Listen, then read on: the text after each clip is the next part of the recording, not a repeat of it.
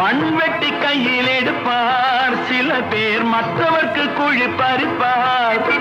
அது தன் பக்கம் பார்த்திருக்கும் என்பதை தானறிய மறந்திருப்பார். பந்தெடுத்து விட்டு எறிந்தால் சுவர் மேல் பட்டது போல் திரும்பி வரும். பந்தெடுத்து விட்டு எறிந்தால் சுவர் மேல் பட்டது போல் திரும்பி வரும்.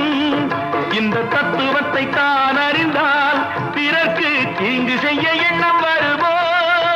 இந்த தத்துவத்தை தான் அறிந்தால் பிறர்க்கு தீங்கு செய்ய எண்ணம் வருமோ? அறிவுக்கு வேலை கொடு, பகுத்தறிவுக்கு வேலை கொடு, மூட பழக்கத்தை விட்டுவிடு.